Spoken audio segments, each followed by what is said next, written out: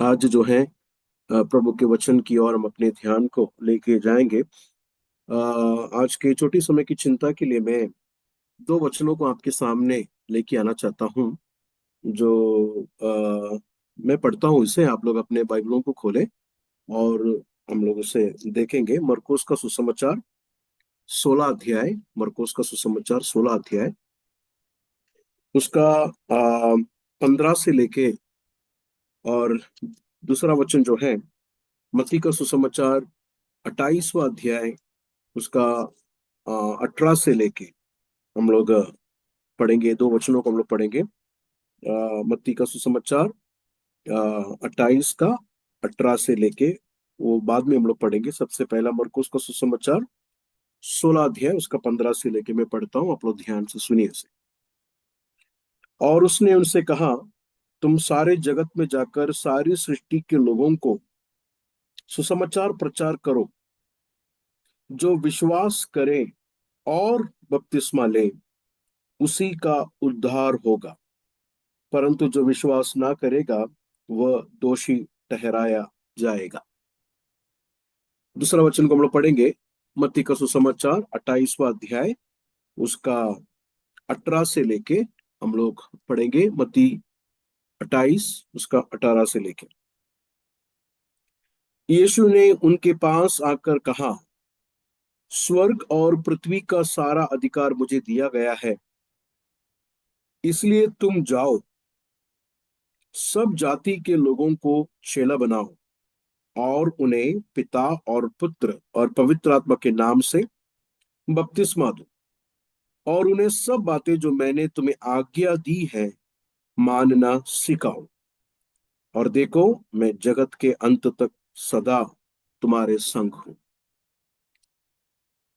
आज हमने पढ़ा हुआ प्रभु के वचन के लिए मैं परमेश्वर को धन्यवाद देता हूं। हमारे प्रभु यीशु मसीह ने इस पृथ्वी के अपने काम को पूरा करके अपने पिता के दाहिने ओर जाकर बैठने से पहले उन्होंने चुना हुआ रसूलों को, नहीं तो प्रेरितों को पास बुलाकर कहा गया हुआ वचन है, आज हम लोग यहाँ पर देख रहे हैं। दो वचनों को हम लोग ने यहाँ पर देखा, दो वचनों को देखा। सबसे पहला मरकोस का सुसमाचार 16 अध्याय के 15 वचन से हम लोग ने जब देखा, तो वहां पर यीशु कहता है कि सारे जगत में जाकर सारी सृष्टि के लोगों को सुसमाचार प्रचार करना, प्रचार।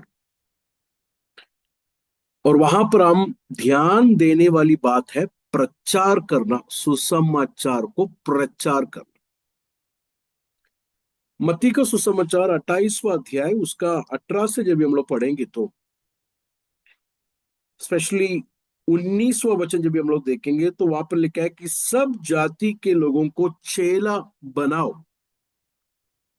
और 20वां वचन में यीशु कहता है कि और उन्हें सब बातें जो मैंने तुम्हें आज्ञा दी है मानना सिखाओ।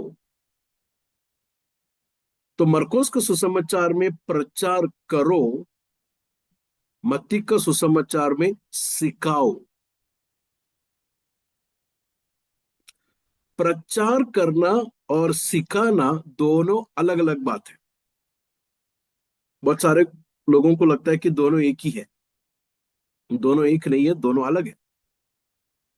प्रचार करके, सुसमाचार को प्रचार करने के बाद, वो सुसमाचार पर विश्वास किए हुए लोगों को बपतिस्मा देने के बाद, चर्च का, कलीसिया का दौत्य क्या है, कलीसिया का काम क्या है आगे, ऐसा सुसमाचार पर विश्वास कर कर बपतिस्मा लिया हुआ लोगों को यीशु ने सिखाए हुए आज्ञाओं को, यीशु ने सिखाए हुए वचनों को कलीसिया में पासवान, नहीं तो ऐसे रिस्पॉन्सिबल लोग जो है, सिखाने की जरूरत है। और वो आपने मत्ती का सुसमाचार में गौर से देखा होगा, वहां पर ऐसा नहीं लिखा है कि मैंने जो तुम्हें आज्ञा दी है थोड़े थोड़े बातों को सिखाने के लिए नहीं, बल्कि वहां पर क्या लिखा है 20वें वचन में, और उन्हें सब बातें मतलब परमेश्वर की पूरी समझ को, the whole council of God, खुदावन के पूरे उस ज्ञान को, पूरा परमेश्वर के पूरे उस आज्ञाओं को, उस वचन को, उपदेश को पूरी तरह मानने के लिए सिखाना है। मेरे प्रियो, प्रभु यीशु मसीह की कलीसिया का यह है सबसे बड़ा दौत्य। दौत्य वर्ड समझ रहे हैं ना, क्या है? काम। कलीसिया का दौत्य बिल्डिंग बनाना नहीं है। कलीसिया का दौत्य एकड़ों जमीन लेना नहीं है। चर्च प्लांट करके बिल्डिंग बनाना वो सब बाद की बात है। जगह लेना वो भी बाद की बात है। लेकिन यीशु मसीह ने अपने चेलों को दिया हुआ सबसे प्रथम दौती ये है।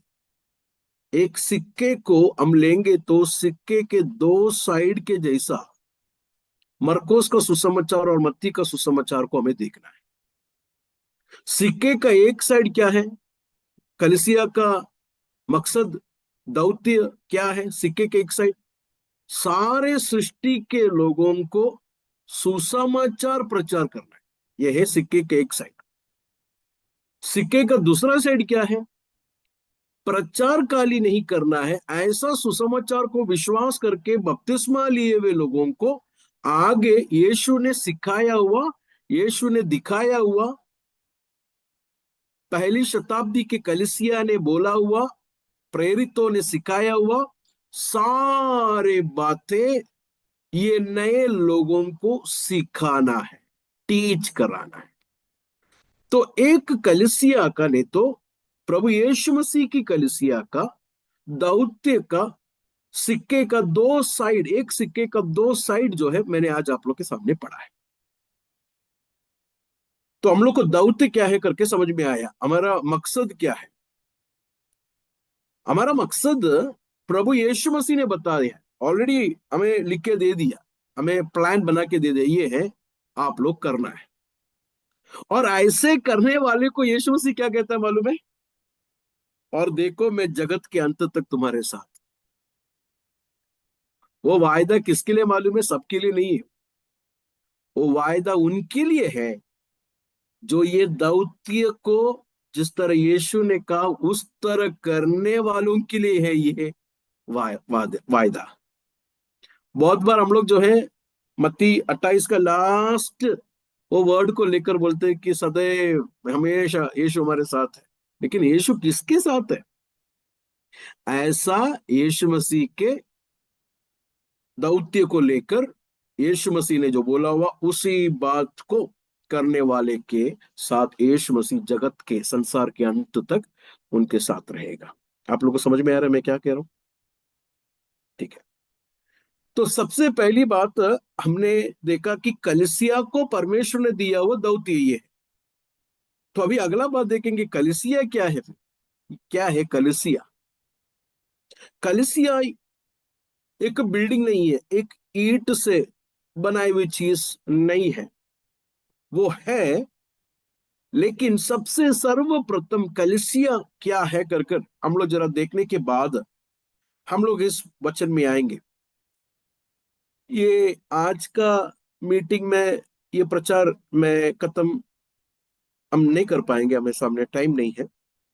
आने वाले दिनों में भी मैं आप लोग के बीच में होगा, तो उस वक्त मैं यही प्रचार का कंटिन्यूशन उस टाइम भी करूंगा। इसके लिए आप लोग इसे गौर से सुनिए। जो लिखना चाहते हैं वो लिख के ले ले, नोट लेना चाहते हैं तो नोट भी ले सकते हैं, लिख सकते हैं, ताकि औरों को भी हम जो है ये बात को सिखा सके।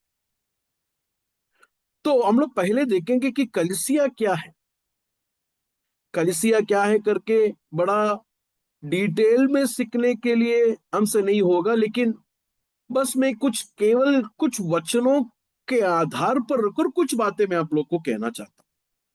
क्योंकि क्या है कलीसिया वो अलग सब्जेक्ट है। वो वो, वो उसमें मैं नहीं लेके आना चाहता। बस आपको एक समझ देने के लिए कि कलीसिया का मतलब क्या है करके, उसके लिए मैं ये ले रहा हूं। पहला पत्रोस के खत में जब भी हम लोग आएंगे, पहला पत्रोस के खत दूसरा अध्याय में, वहां पर पत्रोस कलीसिया के विषय में हम लोगों को एक पिक्चर देता है। पहला पत्रोस के खत दूसरा अध्याय, उसका 4 से लेके हम लोग जरा देखेंगे।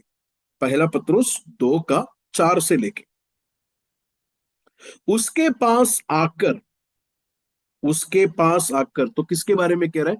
यीशु के बारे में। उसके पास आकर, जिसने जिससे मनुष्यों ने तो निकम्मा ठहराया, परंतु परमेश्वर के निकट चुना हुआ बहुमूल्य जीविता पत्थर है। तो यीशु मसीह कौन है? जीविता पत्थर है यीशु मसीह। ठीक है।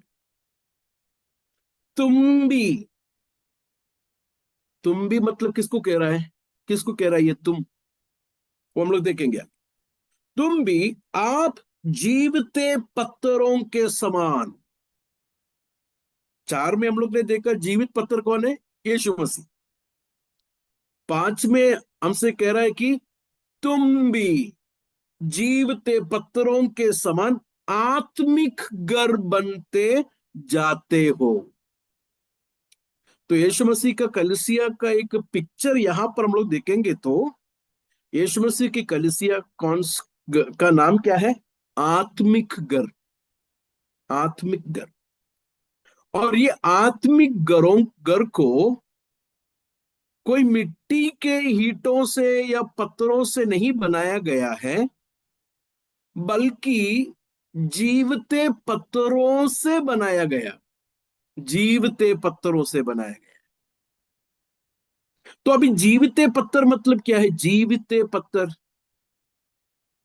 आपने कभी जिंदा पत्थर को देखा है? जिंदा पत्थर करके कोई चीज नहीं है। हमारा घर कभी हम लोग ने 1 साल के बाद कभी देखकर ऐसा बोला है, अरे जब भी बनाया तो वो छोटा था, अभी 1 साल के बाद थोड़ा बढ़ गया है? कभी बोलते हैं हम लोग? नहीं। बिल्डिंग नहीं बढ़ता है, पत्थर में जान नहीं है। तो ये कोई बाहर मिलता हुआ पत्थर ये बिल्डिंग के बारे में नहीं कह रहा है, साफ है। तो ये आत्मिक पत्थर के बारे में, आत्मिक विषय के बारे में कह रहा है। तो प्रभु का आत्मिक घर जीवते पत्थरों के साथ बनाया गया है। वो कौन है ये जीवते पत्थर? जब भी हम लोग पहला अध्याय का तीसरा वचन में जब भी आएंगे, पहला अध्याय का तीसरा वचन, पहला पत्रोस 1:3, पहला पत्रोस 1:3, देखो वहां पर क्या लिखा है। हमारे प्रभु यीशु मसीह के परमेश्वर और पिता का धन्यवाद हो, जिसने यीशु मसीह के मरे हुए में से जी उठने के द्वारा अपनी बड़ी दया से हमें जीवित आशा के लिए नया जन्म दिया। तो हम लोग जीवते पत्थर पहले नहीं थे, हम लोग मरे हुए पत्थर थे। जान नहीं था इस पत्थर में। लेकिन यीशु मसीह की दया से हम लोग को अभी क्या मिला? नया जीवन मिला। नया जीवन, नया जीवन मिला। इसके लिए अभी हम लोग क्या बन गए? जीवते पत्थर। देखा? यीशु मसीह स्वर्ग को छोड़कर इस धरती में बुरे लोगों को अच्छा बनाने के लिए नहीं आया। यीशु मसीह स्वर्ग को छोड़कर इस पृथ्वी में मरे हुए लोगों को जीवन देने के लिए आया है। यीशु मसीह नित्य जीवन देने के लिए आया है मुझे आप। तो यहां पर कितना साफ है कि जीवते आशा के लिए नया जन्म दिया है। ठीक है। अभी ये नया जन्म कैसा हुआ? ये नया जन्म कैसा हुआ? नया जन्म पहला अध्याय का 23 और 24 और 25, पहला अध्याय का 23, 24, 25 वचन जरा देखिए अपने बाइबलों में। मैं पढ़ता हूं। क्योंकि तुमने नाशवा नहीं पर अविनाशी बीज से परमेश्वर के जीवित और सदा ठहरने वाले वचन के द्वारा नया जन्म पाया है। तो मरा हुआ पत्थर, मुर्दा पत्थर जिंदा कैसा हुआ? नया जन्म से। नया जन्म कैसा मिला? 23वां वचन में लिखा है कि प्रभु के वचन के द्वारा नया जन्म मिला। 24 वचन को देखिए। क्योंकि हर एक प्राणी घास के समान है। हर एक लोग क्या है? घास के समान है। हाँ, फिर थोड़ा गाड़ी बंगला, थोड़ा पैसा है तो घास के ऊपर के फूल के जैसे ही है, लेकिन वो भी घास ही है। आज दुनिया पूरा वो फूल के पीछे भाग रहा है, वो फूल चाहिए। देखो आगे क्या लिखा है। हर एक प्राणी घास के समान है और उसकी सारी शोभा घास के फूल के समान है। ये शोभा के पीछे जा रहे हैं। लोगों को लगता है कि ये शोभा हमेशा रहेगा, नहीं। देखो नीचे क्या लिखा है। घास सूख जाती है और फूल जड़ जाता है। तो इंसान घास के समान है। इंसान को मिला हुआ बरकतें, जो भी आशीष है, जो भी है दुनिया में, वो घास के ऊपर के फूल के समान है। वो शोभा जाएगी, घास सूख जाएगी। लेकिन आगे देखिए। परंतु प्रभु का वचन युगायुग स्थिर रहता है। तो प्रभु का वचन से नया जन्म जन्म मिला हुआ लोग, वो लोग मरेंगे तो भी उन्हें नित्य जीवन है। ये है जीवित आशा। ये जीवित आशा मिले हुए लोग हाथ उठाकर जरा प्रभु को धन्यवाद कर सकते हैं क्या? ये जीवित आशा। Praise the Lord. तो जीवित आशा मुझे और आप लोगों को मिला। दुनिया के तमाम लोग घास के समान और फूल की शोभा जाते हुए जैसा जाएगा, तो भी प्रभु का वचन से नया जन्म मिला हुआ एक व्यक्ति, वो मरेगा तो भी यीशु मसीह ने बोला है वो जिएगा। जीवित आशा मुझे और आप लोगों को। तो ये क्या प्रभु का वचन से हमें नया जन्म मिला? कौन सा प्रभु का वचन? कौन सा प्रभु का वचन सुनकर मुझे और आप लोग को जन्म मिला, नया जन्म मिला? इधर आ जाओ, साइकिल में आओ, आप लोग बाइक में जाएगा ये वचन सुनकर। बाइक में आए हैं तो कार मिलेगा, कार में आए हैं तो जहाज में जाएंगे। आप ज्यादा टाइम इंडिया में नहीं रहेगा, आप बाहर जाएंगे, प्रभु आपको बहुत ऊंचा करेगा। ये वचन सुनकर नहीं हमें नया जन्म मिलता है। फिर कौन सा वचन सुनकर नया जन्म मिलता है? उसका नीचे लिखा है 25 वचन, जरा देखिए 25 वचन। कौन सा वचन? परंतु प्रभु का वचन युगायुग स्थिर रहता है और यही सुसमाचार का वचन, सुसमाचार का वचन है जो तुम्हें सुनाया गया था। तो ये दुनिया का आशीष देने वाला वचन, ये दुनिया में आशीष मिलेगा बोलने वाला वचन से नहीं मुझे और आप लोगों को जीवित आशा और नया जन्म मिलता है, बल्कि सुसमाचार का वचन सुनेगा तो ही मुझे और आप लोग को क्या मिलेगा? जीवित आशा और नया जन्म हमारे अंदर होता है। वो मैं आगे बताऊंगा। तो ऐसा सुसमाचार सुनकर नया जन्म प्राप्त किए हुए लोग अभी कौन है? मुर्दा पत्थर नहीं है, बल्कि वो लोग कौन है? जिंदा पत्थर है। ये जिंदा पत्थरों से बनाया गया है प्रभु का आत्मिक घर, जो ईंटों से नहीं बनाया है, जो कोई मट्टी से नहीं बनाया है, बल्कि ये आत्मिक घर है। ये है प्रभु की कलीसिया, जो जिंदा जीवित पत्थरों से बनाया है। आज इस वचन को सुनने के वक्त आप लोग में से हर एक लोग अपने आप से ये बात पूछना चाहिए, क्या मैं केवल लोकल चर्च का मेंबर हूं, या वाकई में मैं प्रभु यीशु मसीह का आत्मिक घर का जीवित पत्थर हूं या नहीं, करके हम अपने आप से पूछना चाहिए। तो आत्मिक घर ईंटों से नहीं, जीवित पत्थरों से बनाया है। ये आत्मिक घर है। लेकिन दूसरा एक बात भी मुझे बोलना है, नहीं तो आप लोग कंफ्यूज हो जाओगे। एक आत्मिक घर है, दूसरा एक लोकल चर्च भी है। लोकल चर्च ईंटों से बनाया है, पत्थरों से बनाया है, दरवाजा है, लकड़ी है, सब कुछ है लोकल चर्च। वो लोकल चर्च में मैं और आप लोग मेंबरशिप लेना है। कौन? जिंदा पत्थर हो गए वे लोग। लोकल चर्च में पास्टर के नीचे पास्टर का वचन, पास्टर प्रभु का वचन सुनाएगा, और वो जो खाना देता है आत्मिक खाना, वो खाकर दिन प्रतिदिन ये व्यक्ति बढ़ना है। तो लोकल चर्च इंपॉर्टेंट है। लेकिन अभी पता नहीं, कोरोना के बाद लोगों को जूम ज्यादा पसंद है, लोकल चर्च उतना पसंद नहीं है। क्योंकि जूम मतलब अच्छा है ना, आईडी मार के देगा, फिर वीडियो भी ऑन करने की जरूरत नहीं है, चाय पी रहा है या रोटी खा रहा है, सालन खा रहा है, कुछ पता नहीं है पीछे बैठ के है। लेकिन नहीं, चेयर में भी बैठ के आराम से लेट के सुन सकता है, बीच में सोएगा तो भी मसला नहीं है, प्रॉब्लम नहीं है। तैयार होने की जरूरत नहीं है, जो घर में पहना हुआ कपड़ा पहन के आराम से। तो एक तरफ से कोरोना के बाद लोगों को ज्यादा चर्च में जाने से अच्छा उनको जूम अच्छा है। जूम में खराब है या गलत है करके नहीं बोल रहा हूँ, लेकिन ये बहुत ही अच्छा प्लेटफॉर्म है। लेकिन लोकल चर्च का बदल नहीं है जूम। लोकल चर्च का बदले में जूम को आप लोग नहीं लेना।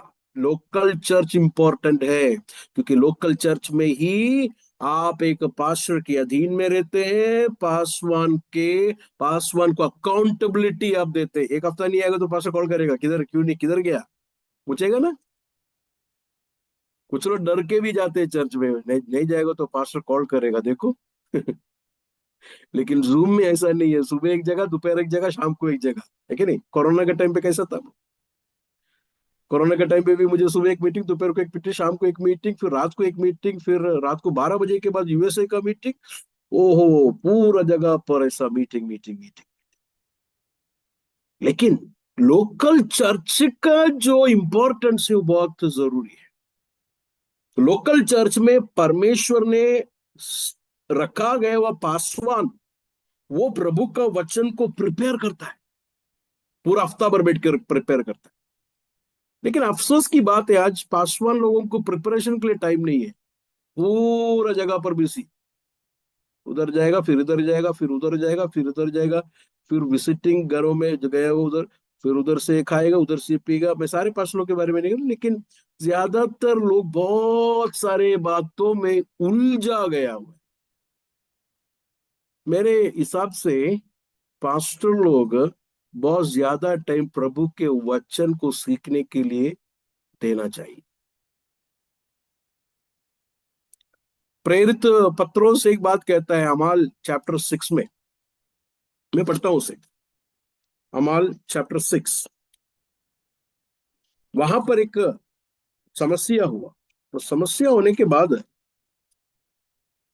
लोगों ने इकट्ठा कर कर कुछ कुछ लोगों को वहां पर सेवकाई के लिए चुना। तो उस वक्त पत्रों से एक बात बोलता है, देखिए 6 का 2।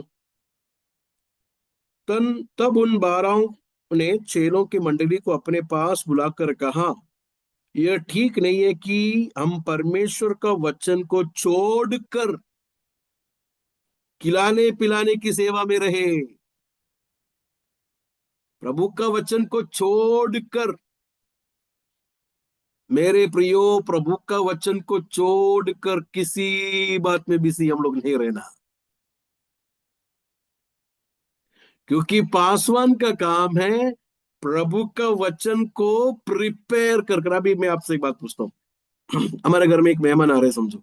वो बोल रहा है कि 12 बजे हम लोग घर में आएंगे, खाने के लिए तैयारी हमको करना है। कब करेंगे? वो लोग आने के बाद करेंगे, या आने के वक्त उधर इधर से कुछ कुछ घर के उधर उधर से कुछ मिलाकर टेबल में रखेंगे? नहीं। अगर कोई मेहमान अगर आएंगे करके बोलेंगे तो सुबह से ही प्रिपरेशन शुरू हो जाता है कि नहीं? तो एक सादा खाने के लिए हम लोग कितना प्रिपेयर कर रहे हैं, तो संडे के लिए प्रिपरेशन सैटरडे रात को नहीं।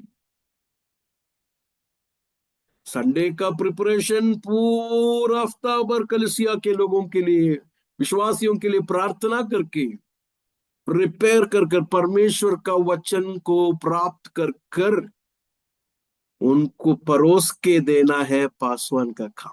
देखो पतरस क्या कहता है, ये ठीक नहीं है कि परमेश्वर का वचन को छोड़कर खिलाने पिलाने की सेवा में हम लोग जुड़ जाए। खिलाने पिलाने का सेवा छोटा है क्या?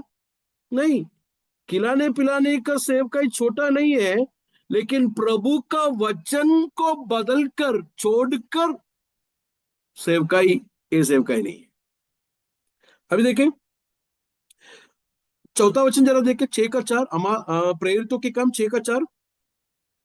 वो लोग कहते हैं कि तुम लोग चुन लो, इस काम को हम लोग उनके हाथ में समर्पित करेंगे। चौथा वचन, परंतु हम तो प्रार्थना में और वचन की सेवा में लगे रहेंगे। मेरे प्रिय पासवान लोग, मेरे से सीनियर पासवान लोग हैं आप लोग सारे, मैं आप लोग से बहुत छोटा हूं, मेरा उतना एक्सपीरियंस भी नहीं है आप लोग के जैसा, लेकिन मेरा सवाल ये है, हम कितने समय प्रार्थना और प्रभु के वचन की सेवा में लगे रहते हैं? प्रभु के वचन को छोड़कर कोई भी सेवकाई नहीं है पासवानों के लिए। प्रभु का वचन को छोड़कर बहुत सारे बातों में अगर हम लोग उलझे हैं तो प्रभु जी आपके वचन में लौलीन होने के लिए, लौलीन होकर प्रभु का वचन को प्रिपेयर कर कर प्रभु का वचन और प्रभु की इच्छा को मेरे कलीसिया के लोगों को देने के लिए हमें शक्ति और सामर्थ्य देकर के हम बोलेंगे। पासवान लोग जब भी प्रभु के वचन की सेवकाई में ध्यान दिए तो क्या हो गया मालूम है? उस जमाने के कलीसिया को हम लोग क्या देखते हैं मालूम है? वहां पर लिखते हैं, वहां पर हम देखते हैं कि प्रभु के चेले, कलीसिया में प्रभु के चेले बढ़ गए। प्रभु के कलीसिया में कौन बढ़ गए? चेले लोग बढ़ गए। क्यों? कारण क्या है? क्योंकि प्रभु की वचन की सेवकाई कलीसिया में होती थी हमेशा। तो सुसमाचार प्रचार कर कर हमें नया जन्म मिला हुआ लोगों को, आप वो लोगों जब मिलकर आते तो आत्मिक घर होता है। हमने दूसरा देखा कि आत्मिक घर भी है, उसके साथ साथ लोकल कलसिया भी है, और लोकल कलसिया में मैं और आप लोग मेंबरशिप लेने की जरूरत है। कुछ लोग पता नहीं इधर भी जाते उधर भी जाते फिर उधर भी जाते हैं, यूट्यूब में बरकत प्रचार करने वाला, पैसा ज्यादा मिलेगा करके बोलने वाला, चंगाई चंगाई चंगे वाला, फिर प्रॉफिट जी लोग भी है। नॉर्थ इंडिया में साइड में तो प्रॉफिट जी लोगों का भरपूर है, अपोस्टल जी, प्रॉफिट जी, फिर उस उधर भी जाके खाएगा इधर भी जाके खाएगा, स्थिर नहीं है किधर भी। ये एक जीवित पत्थर का निशानी नहीं है। जीवित पत्थर उस लोकल चर्च में रहेगा जहां पर उसको खालिस दूध का कलाम मिलता है। खालिस दूध। देखो पहला पत्रोस 2 में हम लोग ने क्या देखा? पहला पत्रोस 2 का दूसरा वचन, नए जन्मे हुए बच्चे के समान निर्मल आत्मिक दूध की लालसा करो। तो लोकल चर्च में क्या देता है? निर्मल दूध देना चाहिए पास्टर, मिलावट नहीं होना चाहिए। एक दूध वाले से पूछा, भाई साहब आप दूध में पानी डालते हैं क्या? तो उसने बोला, नहीं मैं दूध में पानी नहीं डालते, पानी में दूध डालता है। आज मिलावट कर दिया, मिलावट कर दिया सब कुछ। बरे वो भी है, ये भी है, सब कुछ भी है। तो इसके लिए लोग आत्मिक रिद्धि से बढ़ने के लिए नहीं हो रहा है। मिलावट नहीं होना चाहिए प्रभु की कलीसिया में। बिना मिलावट किए हुए प्रभु का वचन, निर्मल आत्मिक दूध देना चाहिए, ताकि उसके द्वारा उद्धार पाने के लिए बढ़ता जाओ। किसके द्वारा? निर्मल दूध पिएंगे तो ही बढ़ेंगे। निर्मल प्रभु का वचन सुनेंगे तो ही हम लोग आत्मिक में बढ़ेंगे, नहीं तो नहीं बढ़ेंगे। तो देखिए, अब देखिए, एक आत्मिक घर है, जीवते पत्थरों से बनाया हुआ है, और जिंदा पत्थर यीशु मसीह है। उस जिंदा पत्थर के साथ कनेक्टेड है ये सारे जिंदे जीविते पत्थर। और ये जीविते पत्थर लोकल चर्च में भी है, और लोकल चर्च में लोग क्या सुन रहे हैं? निर्मल प्रभु का वचन, ताकि वो लोग आत्मिक रीति से बढ़े। यहां पर भी देखे, वो सिक्के का दोनों साइड भी है। सुसमाचार सुना, सुसमाचार खाली सुनकर यीशु चंगाई देगा, यीशु चंगाई देगा करके बोल के बैठ रहा नहीं है, निर्मल दूध पीकर बढ़ रहा भी है, यीशु के जैसा बन रहा है, यीशु का चेला दिन प्रतिदिन हो रहा है। देखो यहां पर भी हमने पढ़ा हुआ मरकोस के सुसमाचार और मत्ती का सुसमाचार का एक पिक्चर हम लोग यहाँ पर देख सकते हैं। सुसमाचार प्रचार किया, नया जन्म मिला, नया जन्म मिले वे लोग निर्मल दूध की लालसा, लालसा। तो कलिसिया क्या है करके मैं ये इधर खाली हम तो ये बहुत गहराई से सीखने की बात है, लेकिन बस हम लोग इस वचन में रुककर हम लोग ने अभी क्या देखा, आत्मिक घर। और आत्मिक घर में हम लोग कोई पास्टर आपको नहीं ऐड करता है, कोई बंदा कोई व्यक्ति नहीं आपको उस आत्मिक घर में जोड़ता है, बल्कि सुसमाचार सुनकर नया जन्म मिला हुआ लोग इस आत्मिक घर का पार्ट हो जाता है। आत्मिक घर में आए हुए लोग लोकल चर्च में भी वो लोग जाएंगे, और वो लोकल चर्च जब भी चुनेंगे, वो लोग क्या देखकर चुनेंगे, क्या इस चर्च में निर्मल वचन मिलता है क्या, यही देखना है। लोकल चर्च ढूंढने के टाइम ये नहीं देखना यहां पर कितना क्वायर है, ये चर्च में तबला है क्या, नहीं देखना, ये चर्च में पियानो है क्या, ये चर्च का स्पीकर अच्छा है क्या, ये चर्च मेरे घर के पास है क्या, ये सब देख के नहीं, आत्मिक लोग लोकल चर्च को चुनना है। लोकल चर्च को क्या देखकर चुनना है, क्या ये चर्च में निर्मल वचन देता है क्या, या हमेशा बोलता है कि चंगाई है चंगाई है चंगाई है, बस यही बोल रहा है, या काली ये चर्च में आराधना है, 2 घंटे का मीटिंग है तो 1 घंटा 40 मिनट वर्शिप है, कुछ चलना है, गिरना, जोर जोर से बोलना, ये सब गलत नहीं है। वर्शिप अच्छी बात है, ताली बजाना चाहिए, गीत गाना चाहिए, सब कुछ चाहिए, लेकिन चर्च में खाली गीत गाना नहीं है, निर्मल वचन है क्या मेरी कलीसिया में, निर्मल वचन सुनकर ही आत्मिक जीवन में मैं और आप लोग बढ़ सकते हैं।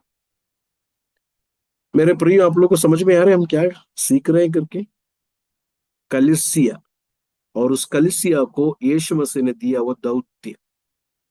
पहला दौत्य में हम लोग अपने ध्यान को लेके जाएंगे, मरकुस का सुसमाचार 16 अध्याय में हम लोग आएंगे। मरकुस का सुसमाचार 16 अध्याय में 15 वचन।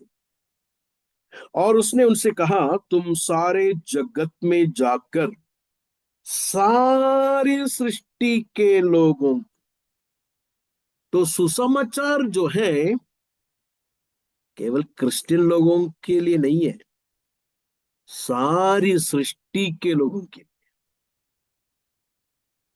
सारे जगत के लोगों के लिए सुसमाचार, सारी सृष्टि के लोगों को सुसमाचार प्रचार करो। प्रचार करना है, प्रचार। ये प्रचार का मतलब सिंपल भाषा में बोलेंगे तो जोर जोर से चिल्ला के बोलना है।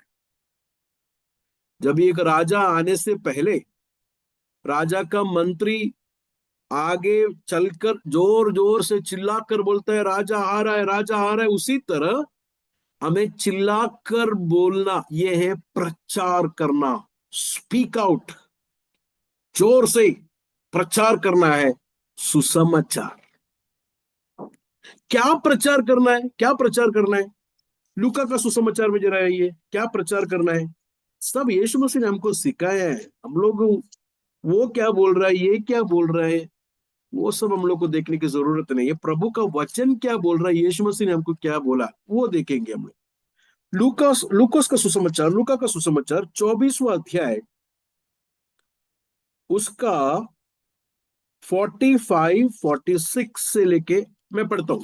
लूका 24 का 45 से लेके, तब उसने पवित्र शास्त्र बुझने के लिए अब उनकी समझ खोल दी, और उनसे कहा, यूं लिखा है कि मसीह दुख उठाएगा और तीसरे दिन मरे हुए में से जी उठेगा।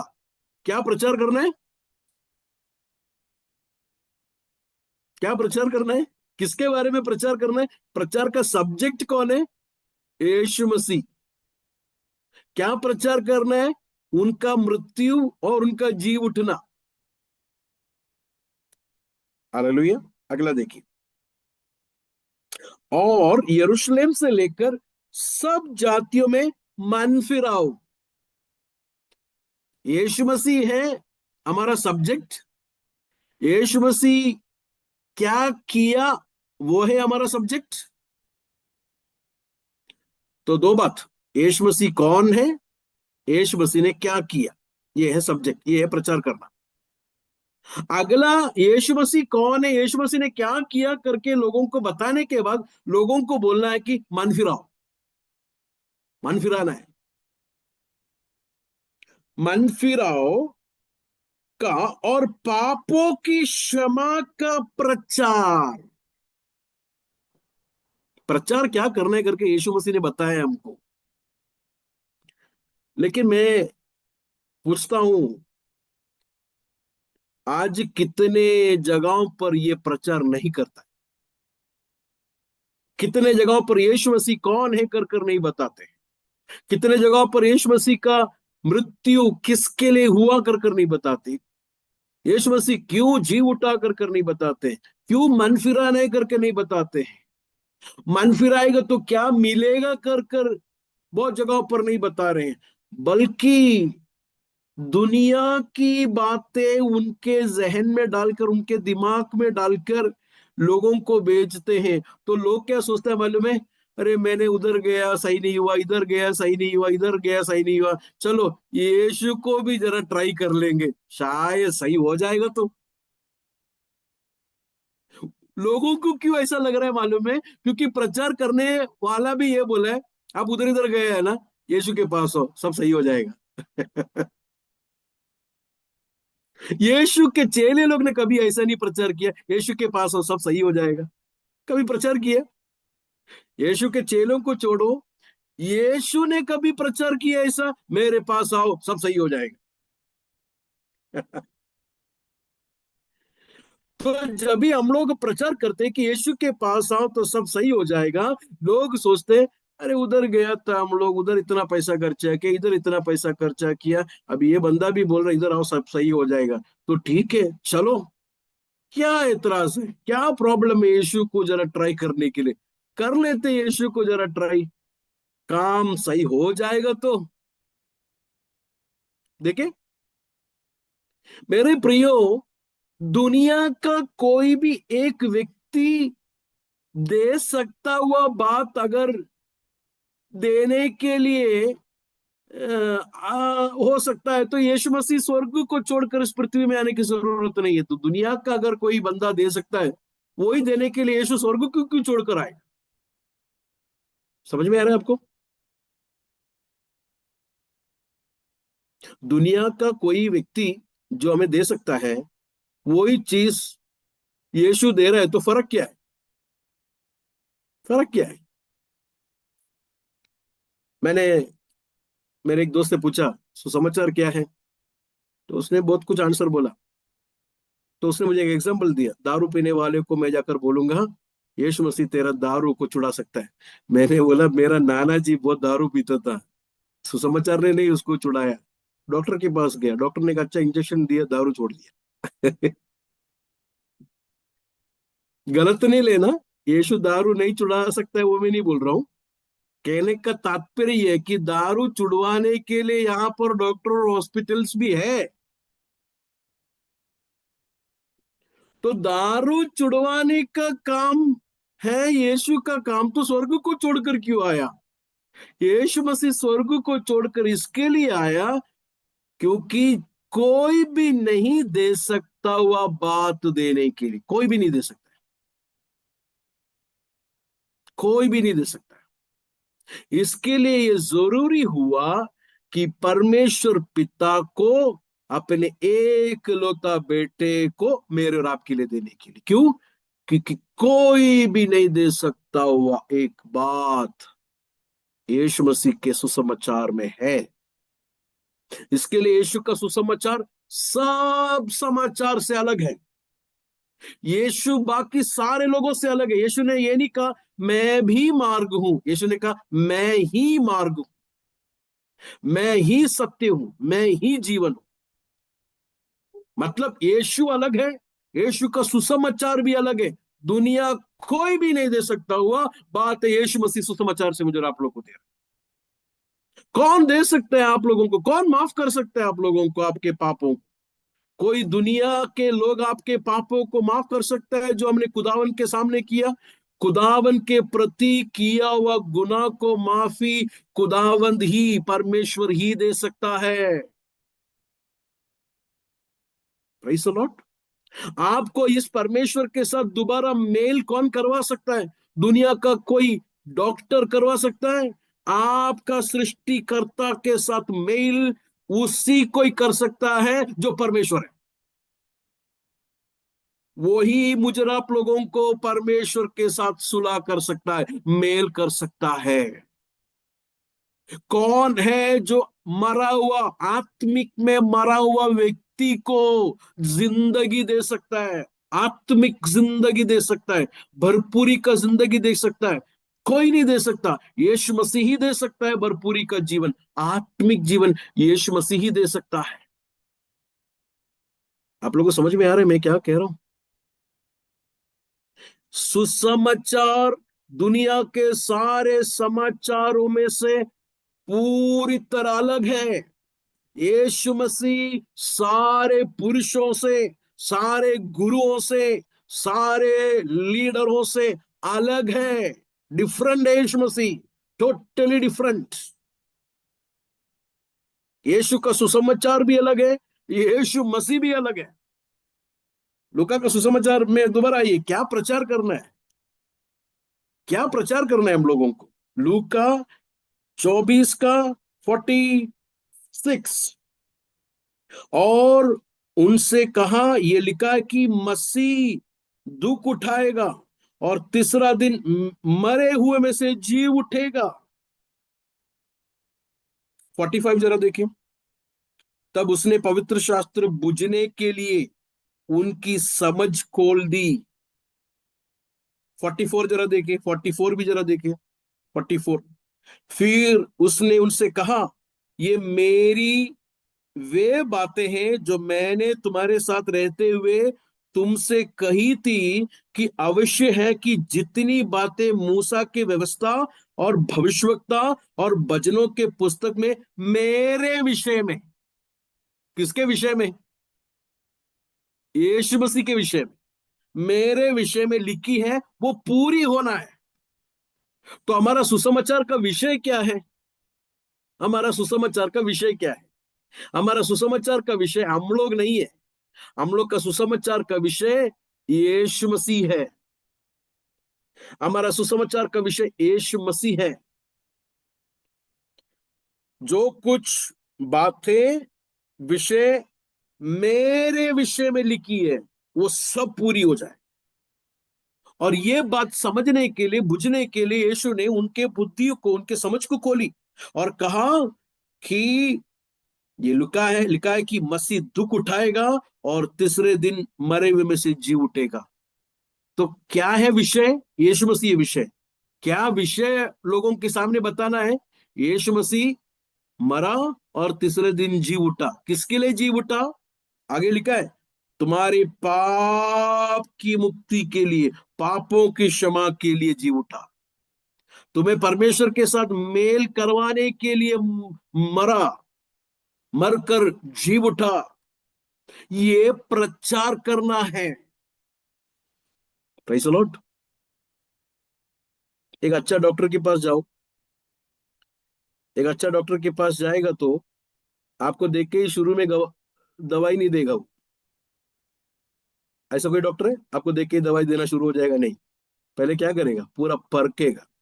पूरी तरह परखने के बाद ये डॉक्टर क्या करेगा मालूम है? आपका बीमारी बताएगा, छुपाएगा नहीं, आपका बीमारी बताएगा। आपका बीमारी बताने के बाद फिर वो बोलेगा मेरे हाथ में दवाई है आपका बीमारी का। तो सुसमाचार प्रचार करने वाले हर एक लोग अच्छा डॉक्टर लोग होना चाहिए। पहले लोगों का समस्या क्या है बताना चाहिए, लोगों का प्रॉब्लम क्या बताना चाहिए, और सुसमाचार में ही है लोगों का समस्या का हल करके एक पास्टर, एक ब्रदर, एक सिस्टर, एक बच्ची, एक बच्चा दुनिया को बताना चाहिए। सबसे पहला प्रॉब्लम बताना चाहिए, क्या है प्रॉब्लम। हम लोग प्रॉब्लम बताते हैं, क्या मालूम है, हमको बीमारी है, घर नहीं है, कर्जा है, कर्जा प्रॉब्लम है, घर नहीं है प्रॉब्लम है, बीमारी प्रॉब्लम है। लेकिन उससे भी बड़ा एक प्रॉब्लम है, उससे भी एक बड़ा समस्या हम लोगों को है। हमारा समस्या हमें बीमारी है नहीं है, हमारी समस्या हमारी गरीबी नहीं है। आज लोग प्रचार करने के टाइम क्या बोलते वाले में, यीशु के पास आओ गरीबी हट जाएगा। गरीबी नहीं है हमारा समस्या, उससे भी भयानक एक समस्या मेरे और आप लोग के जीवन में है। वो क्या है वो समस्या? खुशखबरी सुनने से पहले बुरी खबर सुनना चाहिए। सुन रहे हैं क्या आप लोग, मैं क्या कह रहा हूं? समझ में आ रहा है मैं क्या कह रहा हूं? खुशखबरी सुनने से पहले लोग बुरी खबर पहला सुनना चाहिए। बुरी खबर समझेंगे तो ही खुशखबरी समझ में आएगा। बुरी खबर समझेंगे तो ही खुशखबरी क्या है कर कर समझ में आएगा। क्या है बुरी खबर, क्या है? बुरी खबर यह है कि हम सब के सब भेड़ों की नाई भटके हुए हैं। हमारे हमें बनाए हुए परमेश्वर को छोड़कर हम लोग दूसरी दशा में भाग रहे हैं, दूसरी दिशा में भाग रहे हैं। परमेश्वर ने इंसान को अपने स्वरूप में, अपनी छवि में बनाया, लेकिन अब वो स्वरूप चले गया। अब परमेश्वर का स्वरूप जैसा नहीं है इंसान। इंडिया में कुछ गाड़ी देखे हैं ना आप लोग, कार, कभी कभी कार या छोटा दूसरा कुछ गाड़ी भी देखी है। डिक्की गया होगा, पेंट गया होगा, ग्लास टूटा होगा, हेडलाइट गया होगा, लेकिन गाड़ी भी चल रहा है। देखा है ऐसा गाड़ी आप लोग ने? गाड़ी चल रहा है लेकिन पूरा टूटा हुआ है। ये है इंसान का आज का इमेज। गाड़ी चल रहा है, चांद में जा रहा है, मंगल में जा रहा है, रोबोट बना रहा है, इलेक्ट्रिक गाड़ी बना रहा है, विज्ञापन में इंसान बढ़ते बढ़ते जा रहा है। तो भी बाइबल बताता हुआ पिक्चर क्या है मालूम है? गाड़ी तो चल रहा है लेकिन ये ज्यादा दिन नहीं चलेगा। विज्ञापन हो रहा ये नहीं है सब कुछ सही है कि निशानी, सब कुछ सही नहीं है। इंसान परमेश्वर उसको बनाए हुए सृष्टिकर्ता से दूर दूर भाग रहा है। परमेश्वर के वचनों को, परमेश्वर की आज्ञा को मानना उसको पसंद नहीं है, परमेश्वर के खिलाफ है। बाइबल हमारे बारे में बोलता हुआ कुछ पिक्चर में आप लोग को देता हूं। जरा निकालिए रोमियो के कथ, रोमियो के कथ 5वां अध्याय में जरा आइए। रोमियो 5वां अध्याय, उसका 6वां वचन जरा देखिए। रोमियो 5 का 6 मैं पढ़ता हूं, आप लोग गौर से सुनिए। हो सके तो बाइबल में मैं बोलता हुआ वर्ड को अंडरलाइन करें, नहीं तो आपके नोट में उसको लिखे। 5 का 6, क्योंकि जब हम निर्बल ही थे। नंबर वन हमारा पिक्चर क्या है? निर्बल। हम लोग एक गीत गाते हैं ना, जब मैंने सोचा मैं निर्बल हूं, तब प्रभु यीशु ने मुझसे कहा। मैं आप लोग से दिल से एक बात पूछता हूं, जब ये निर्बल निर्बल करके गाते तो हमारा मन में दौड़ के आता है क्या है? कौन सा निर्बलता है? कौन सी निर्बलता है? शारीरिक निर्बलता है कि नहीं? सही है कि नहीं? हमारे मन में आता है शारीरिक निर्बलता, फिर मानसिक निर्बलता, आत्मिक निर्बलता कभी भी हमारे मन में आए? आत्मिक निर्बलता, आत्मिक निर्बलता। मैं आपको एक मिसाल देता हूं। आप लोग सब लोग निकोदिमोस नाम का एक बंदे को जानते हैं? निकोदिमोस, निकोदिमोस, यूहन्ना तीसरा अध्याय में निकोदिमोस नाम का एक व्यक्ति को हम लोग जानते हैं, जो यहूदियों का सरदार था। सरदार काली नहीं, बाइबल को सिखाने वाला उस्ताद भी था, बड़ा धनी व्यक्ति था निकोदिमोस। यूहन्ना चौथा अध्याय में दूसरा एक औरत को हम लोग देख सकते हैं, शामरी औरत।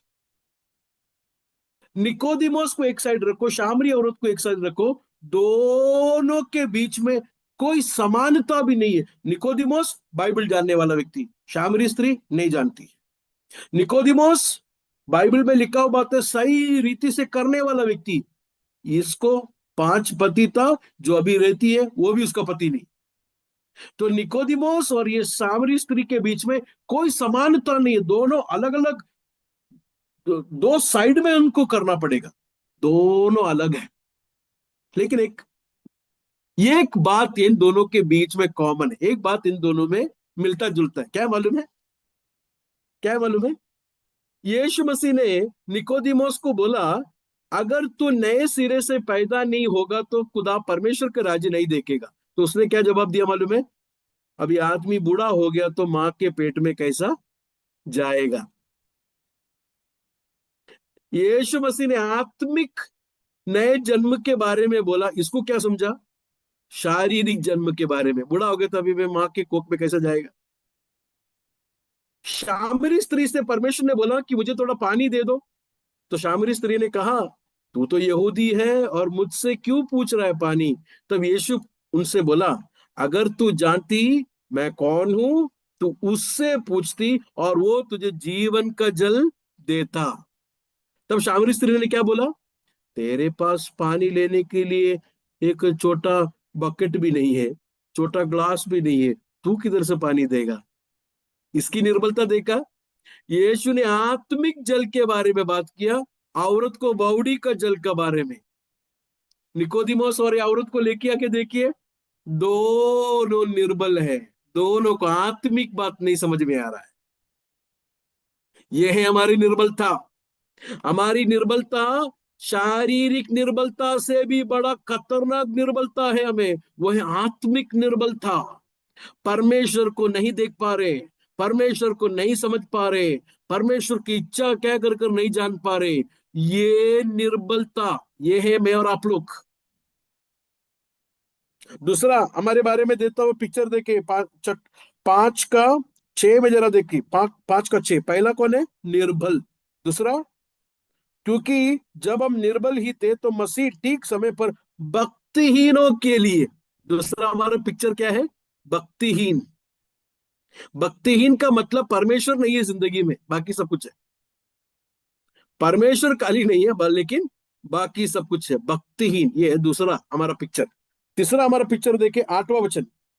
परंतु परमेश्वर ने अपना प्रेम की भलाई इस रीति में प्रकट करता है कि जब हम पापी ही थे। तीसरा हमारा पिक्चर क्या है? पापी। पापी का मतलब, पाप का मतलब क्या है? पाप का मतलब निशाना चुक जाना। पाप का सरल मतलब क्या है? निशाना चुक गया। परमेश्वर ने किसके लिए इंसान को बनाया था, वो निशाने से इंसान अभी हटकर दूसरा कोई निशाने में जा रहा है। परमेश्वर के वचन को पीछे ढकल दिया, परमेश्वर की इच्छा को पीछे से ढकल दिया, परमेश्वर के मर्जी को पीछे ढकल कर परमेश्वर के बिना यात्रा करने वाले भक्तिहीन पापी लोग। चौथा पिक्चर देखना है, वो भयानक पिक्चर है। 10वां वचन जरा देखे, 5 का 10। क्योंकि बैरी होने की दशा में। चौथा पिक्चर क्या है मालूम है हमारे बारे में? हम लोग दुश्मन थे। किसके दुश्मन? परमेश्वर के दुश्मन। मैं एक बात पूछूं, परमेश्वर के दुश्मनों को परमेश्वर छोड़ेगा क्या ऐसे ही? नहीं। तो हमारे बारे में 4 पिक्चर यहां पर हमने देखा। निर्बल, दूसरा हम लोग ने देखा कि भक्तिहीन, तीसरा देखा कि पापी, चौथा क्या है? बैरी, दुश्मन। 3 का 23 जरा देखे, 3 का 23। रोमियो 3 का 23। इसलिए कि सब ने पाप किया और परमेश्वर की महिमा से रहित है। इंसान को अभी इंसान परमेश्वर का रिप्रेजेंटेटिव नहीं है, परमेश्वर का स्वरूप नहीं है अभी इंसान, क्योंकि उस महिमा से वो रहित हो गया। 3 का 9 जरा देखें, 3 का 9, 3 का 9। क्योंकि हम यहूदी और यूनानी दोनों पर यह दोष लगा चुके हैं कि सब के सब पाप के वश में है। हर एक इंसान किसके वश में है? पाप के वश में है। हमारा पिक्चर है ये, हमारा पिक्चर है ये पिक्चर सुन के अच्छा लग रहा है ये पिक्चर? हमारे जिंदगी का पिक्चर ये देखकर अच्छा नहीं लग रहा? It's not a good picture. अच्छा पिक्चर नहीं है ये। पाप के वश में है। पाप के वश में खाली नहीं, एफिसियों 2 का 1 और 2 पढ़ेंगे तो वहां पर लिखा है कि दुनिया और शैतान के वश में भी है। पाप के वश में भी है, दुनिया के वश में भी है, शैतान के वश में भी है। प्रेरितों के काम में लिखा है कि अंधकार के वश में भी है। अंधकार के, पाप के, शैतान के, दुनिया के वश में है, और परमेश्वर के महिमा से रहित हो गए हैं। 11 वचन जरा देखें, सॉरी 10वां वचन, 10वां वचन, 3 का 10, रोमियो 3 का 10। जैसा लिखा है, कोई धर्मी नहीं, एक भी नहीं। कोई धर्मी नहीं करके उतना बोलता तो हम लोग बोलते थे पास्टर जी नहीं नहीं, 1 2 लोगों को तो मैं तो जानता हूं, मेरा इलाके में 2 लोग हैं। इसके लिए वचन कितना क्लियर है। कोई धर्मी नहीं, एक भी नहीं। तो बोल सकते हैं क्या 2 3 लोग है करके? नहीं, एक भी नहीं है धर्मी। अगला देखें, कोई समझदार नहीं, कोई परमेश्वर को खोजने वाला नहीं, सब भटक गए, सब के सब निकम्मे बन गए, कोई भलाई करने वाला नहीं, एक भी नहीं। अगर वचन में ऐसा लिखता कोई भलाई करने वाला नहीं, तो हम लोग बोलते थे नहीं पाशा जी, वो सिनेमा वो लोग देखो, वो नेता लोग देखो, सब कितना भलाई करते, कितना करोड़ों पैसा देता है। वचन क्लियरली बोलता है परमेश्वर के सामने भलाई करने वाले एक भी नहीं है। लोगों के सामने भलाई करने वाले हजारों मिल जाएंगे, लेकिन पवित्र परमेश्वर के सामने भलाई करने वाला एक भी नहीं। परमेश्वर के सामने धर्मी एक भी नहीं। सब के सब निकम्मे और भटक गए हैं। अगला वचन जरा देख के और भी खतरनाक है हमारा पिक्चर। सब भटक गए, उनका गला खुली हुई कब्र है, मुंह खोलेगा तो क्या दिखेगा? डेड बॉडी, कब्र है। उन्हें अपनी जीभों से छल किया है, उनके होठों से सांपों का विष है, और उनका मुंह श्राप और कड़वाहट से भरा है। उनका पांव लहू बहने के लिए फुर्तीले है, उनके मार्गों में नाश और क्लेश है। उन्होंने कुशल की मार्ग नहीं जाना, उनकी आंखों के सामने परमेश्वर का भय नहीं। आंख, मुंह, गला, पैर, सब कुछ बिगड़ गया है।